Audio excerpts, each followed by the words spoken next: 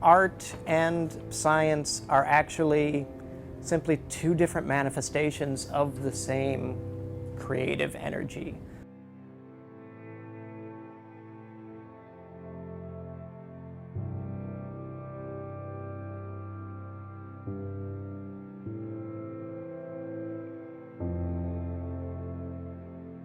I think creative writing and scientific writing are not really that far apart when you look at it at their essence.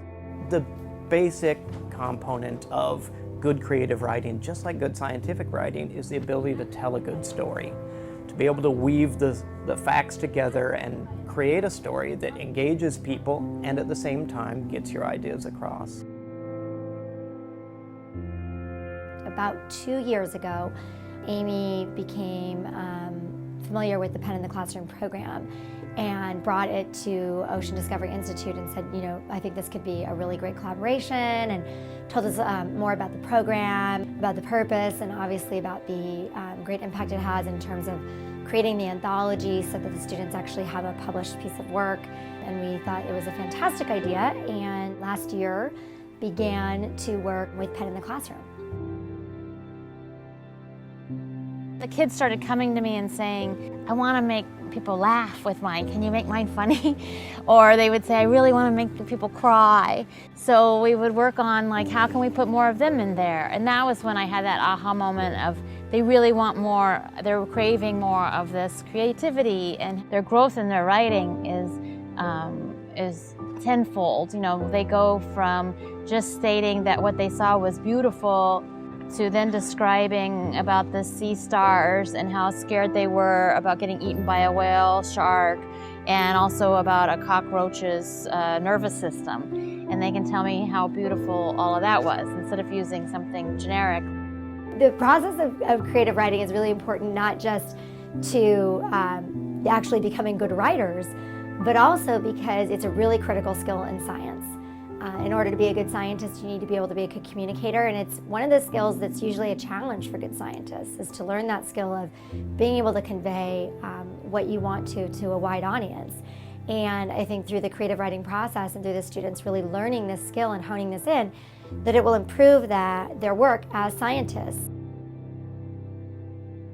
Students are involved in authentic research, so they aren't going out and doing sort of pre-planned experiments that have been run before where you know what the answer is, or at least you know what the expected answer is. These students are engaged in actual research alongside scientists from the University of San Diego, Stanford University, Scripps Institution of Oceanography, and a whole bunch of others, doing work in the field and actually collecting data that are presented at international conferences, published in scientific journals, and used to actually better our environment and to expand our horizons scientifically. One of the students last year was a Karen refugee in a Thailand refugee camp, and her grandmother rescued her and brought her to the United States. And she had lost both of her parents. And the way she was describing her experience and her love with her grandmother was, she called it Whirly love.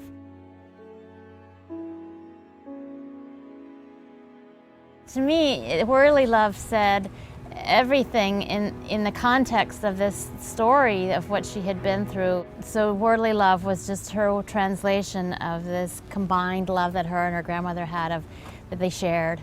And I thought it expressed it so wonderfully because it wasn't literal, it was very literary and very poetic.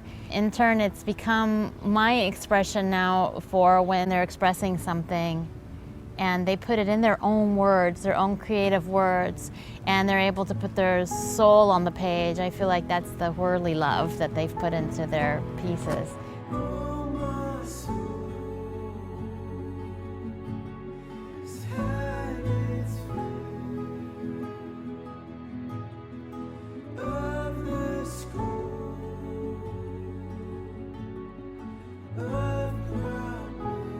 Our program is really about empowering young people from urban and diverse backgrounds who otherwise wouldn't have these opportunities, and who really are in an academic environment where they're not provided with necessarily, strong writing backgrounds and strong science backgrounds. And so The opportunity for them to come into a program like this is a really special opportunity that their peers do not have.